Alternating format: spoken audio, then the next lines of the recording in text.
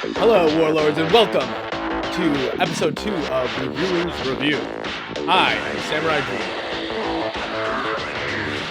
And I'm the DarkBritton. This week we are going to be talking about Tekking 101. The man, the myth, the man with 3 personalities and the stage presence to allure any young theater woman. Our last episode got the attention of Totally Not Mark, so hopefully this one, maybe Tekking will find his way over to cool. it. Yeah. That'd be really cool. Again, I got my notes. And we'll go one by one here. Let's talk about Tekking's history, in which Tekking has like a 4-part series, hour-long each, of his history. And, and I watched all the videos, so if you need to know anything, You did follow through with all of that. Watched all. That's wild. It's very interesting. So a lot of us, started like you started watching other people's YouTube videos and wanted to do it yourself, right? Like you're like, I can do that.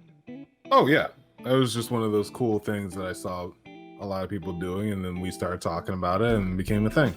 Yes. Well, no different from Tekking. So Tekking started with some medieval review videos, and it's really funny because he couldn't capture the gameplay. I did not know that. Yeah, he couldn't capture the gameplay, but he did capture himself laying on the couch like a freaking boss, and just spitting some straight facts about medieval. He's a lot more negative than what I'm used to. Usually you're used to kind of a positive Tekking, but this Tekking was like slamming the game, and he says that he's a little bit embarrassed about. Well, he was a little bit younger too. Mm-hmm. And copying people. He was younger and he was edgier. Right. Edgy Tekking. Dude, that's got to be adorable still. Right.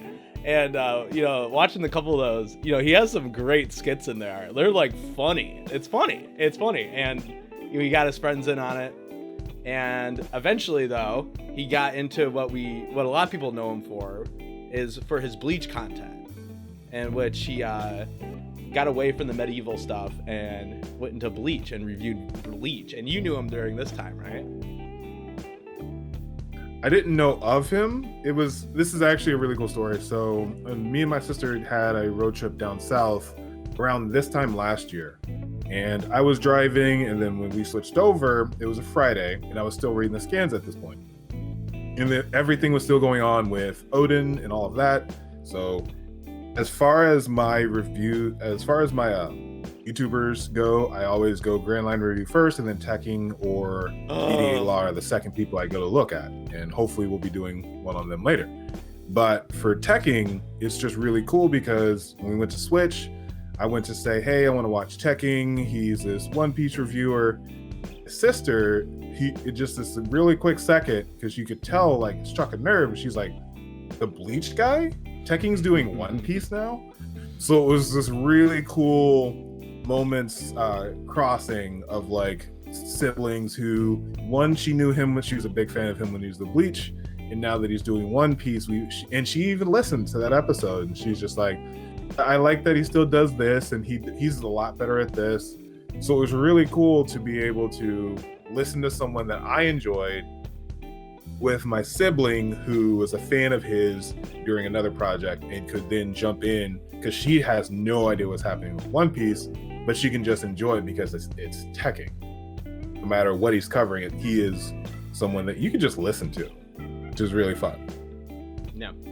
Yeah, that was my little connection back to that. Love it. So yeah, okay. So your sister was an OG fan, as they say, and that was before he got his 100,000 subscribers. He was doing Bleach all the time. Then when Bleach ended, somewhat miserably, like a dog that was limping too much and had to get put out to the back and shot and mangled and cooked for Christmas dinner. Wow, I have a feeling that you're still hurt. Well, I actually, you know what? I really did watch this till the end. Like I was reading it at the time. I remember. I don't know.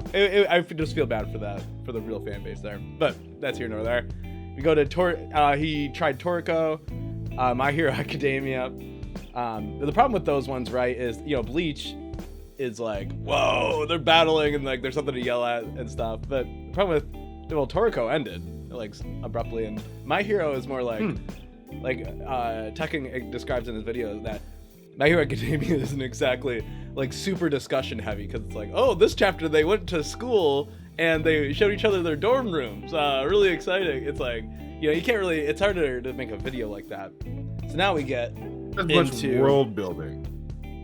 Yes. In My Hero, which is the Tekking excels in world building and being able to explain it, which goes back to the medieval. He's a history major, I believe. I've been following him for a while, and I geek out on stuff like that. So there's that. Oh wow! Sorry, I didn't even see the history major part. Wow, I watched the whole thing. And history and English major. I believe you. No, he's mentioned this. I believe he's a history and English major. Oh, there you go. Okay. Well, then one day he started doing One Piece, and that's when his channel, you know, blew up from 100,000. Oh, he was at 90, I think. And now, what is he at right now? 500 or 498? He's something? Close to 500. Yeah. And the One Piece community really has taken him up in arms, because he is able to make these videos so damn funny, and he has little skits. And yeah, definitely a breath of fresh air for One Piece reviewers. The biggest thing with Tekking, and that's one of the reasons why he's always on the top of my list, is he doesn't take things too seriously. With the One Piece community, as much as I love it, there is a really big ingrained bang up against when it comes to like power scaling and things like that. And I feel like Tekking, with his humor, has been able to really balance his place within the community without having to go too much into power scaling, not having to like stay away from talking about conflicts and how strong characters are. So he balances it very, very well. Yeah. So let's get into Tekking's personalities, because he has 3 of them. And it's so funny to watch him slip into. It's like he's like the Joker. He slips into the next personality whenever he talks. You noticed this, and I'm just gonna hang out and enjoy this ride, because I don't know. No, you know. Okay. I'm interested in this. Reasons why Tekking 101 is a sociopath. No, that's not it. I'm just talking about his 3 different roles he plays. We'll call the first one the neutral Tekking, which is when he's just explaining things. Okay, that makes sense. We'll call this neutral Tekking. This is, he just speaking from the heart. There's no other way to describe this. This seems like the real B-boy. Then you got his alternate personality of Barry the Brick. Barry the Brick is like his sidekick, which I would love to. I wasn't able to find the first episode that he had that up, but oh my god, it's been for a while, and as someone who's been watching it, and that's why I'm glad I didn't ask you about those 3 personalities before we started, because I'm enjoying this reaction. It is funny as hell that this man, and he's making plushies of Barry the Brick now, which is funny. Right. Barry had this entire arc of becoming more powerful. He put like a straw, he always had the straw hat, but he put like wings, and he put like Whitebeard's mustache on it, and it became this thing of Barry is now too powerful, and he had to take it all away by hitting with Exodia or something like that. And it's funny because I'm in my 30s and I'm finding this hilarious. Right. So it doesn't matter what age you are, Tekking really hits that, and it's just fun. It's just One Piece fans being stupid, and that's really all you can ask for. Yeah, I think Barry needs his own show once a week, where it's just like a brick and like nothing else is moving, and then Tekking just is like a voiceover. Hi, I'm Mr. Barry. whatever the hell. I can see him breaking out in like TikToks. Oh, Barry because TikTok. Barry reminds me. Yeah, right. Because Barry reminds me of Plank from Ed, Edd n Eddy. Remember that? Yeah. Agreed. Sorry. Back to Tekking is kind of like Jimmy, I guess. There you go. Oh no. Okay, well, Jimmy's okay. Yeah. Jimmy was the bald one. I'm trying to remember who Jimmy was. Jimmy was the bald and he had like funny. Yeah. Okay. So then we got the third one. And the third one is definitely my favorite, which is when he slips into character for like theatrical reasons, like he's like, oh yeah, and he's right there. He's like, oh, Jimmy! Hello! He like just slips into like somebody, whoever he's playing, he gives it 1,000 every time, and it's so funny. Yeah, his third personality is his theater performance personality, where he just goes off at whoever he thinks he's impersonating. Which the best one is his Orochi impression. He goes, I am Orochi! Oh, so much funny. I am not Orochi! If only he had fairy godparents! It's like that. Mr. Crocker. Right. I'm sure that's where his inspiration. That's funny. All right, that makes so much sense. Now those 3 personalities makes a lot of sense now that you're able to articulate. Thank you, Drew. I learned something today. You're welcome. All right, well, the last thing is his props. We got Barry, of course. The coolest thing that he does is he has every sword ever. He has...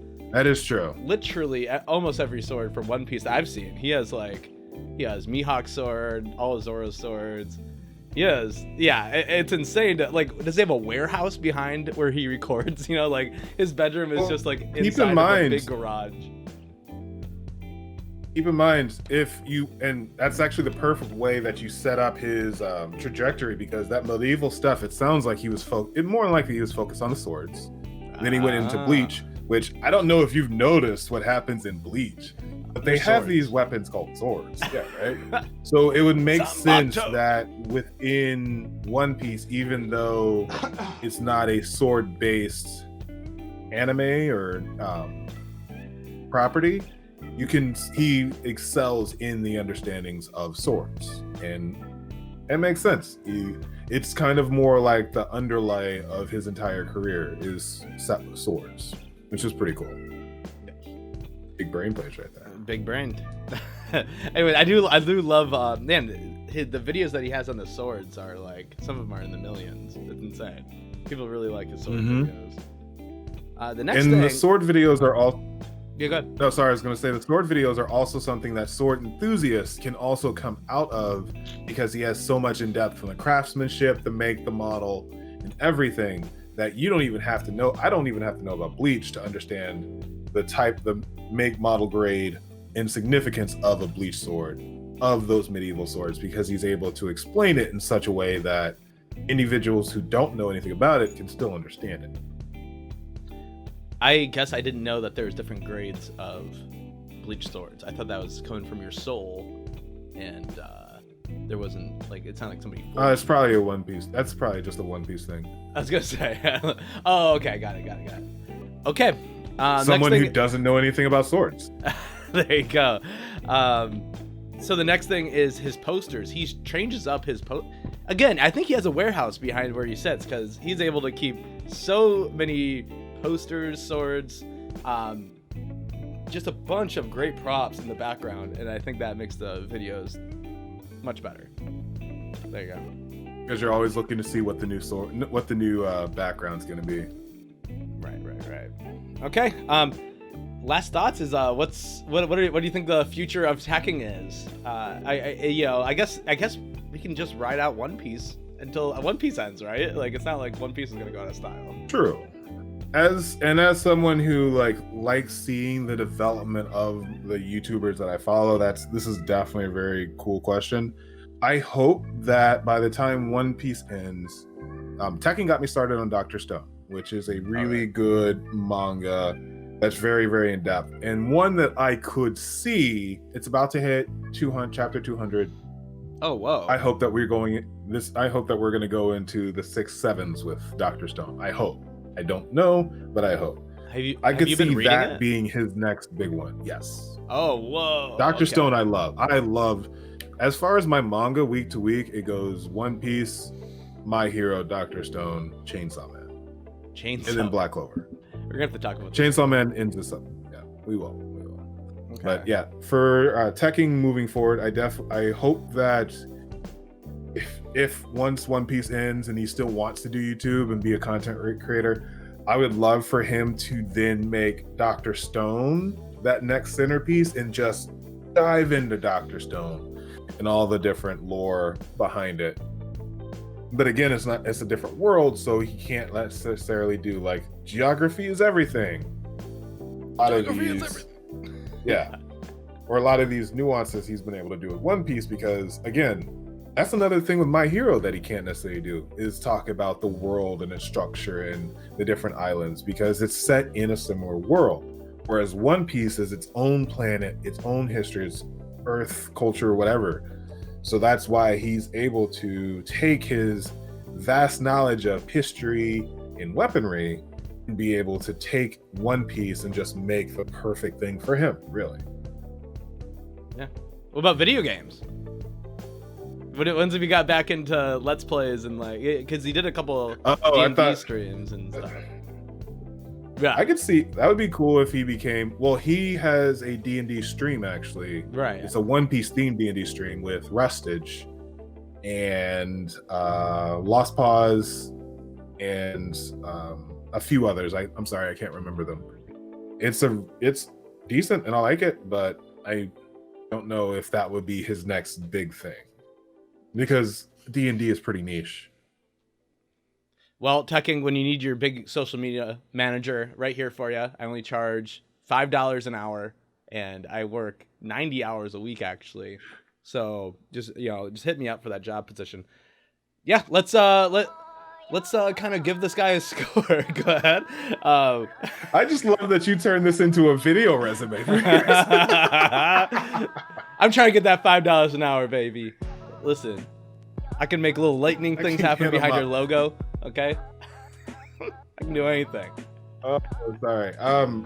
Rating for Tekking as a reviewer. Okay, wait, hold on. We have a rating system. We have a rating system that goes from Boa Hancock all the way down to the mermaid lady, which is Kokoro. We had her name last time, damn it. Kokoro. Lady. Yes. So we have to I'd give her a Nami on the. I'd give her a Nami on the scale. Wait. We already did Nami. Give him a Nami. Yeah, but Nami was freaking totally not Mark. Okay. What about I'm not gonna give out a Reiju very easily. Reiju's my favorite. But Tekking's up there. I got one if you want to hear it. Okay. Who? Oh gosh. Perrin? No. Who is with Dr. Mihawk? Or with Dracula Mihawk? Perona. Perona. I give him a Perona set of titties. Because I love goth girls. Fair. And he does too. There you go. You agree with the Perona?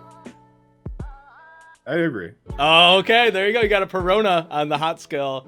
Congratulations, Tekking. Thank you for watching. Appreciate ya. Episode 2 of Reviewers Review. Please check out our other videos. Check out our Totally Not Mark video. Like and subscribe. Come back for some more great Warlords content. We're going to be busy in December. We're releasing a ton of videos. So be sure to keep us on your radar. Thank you very much. Love ya. I'm the Samurai Drew. And I'm the DarkBritton. See you later, babies. Bye. Peace.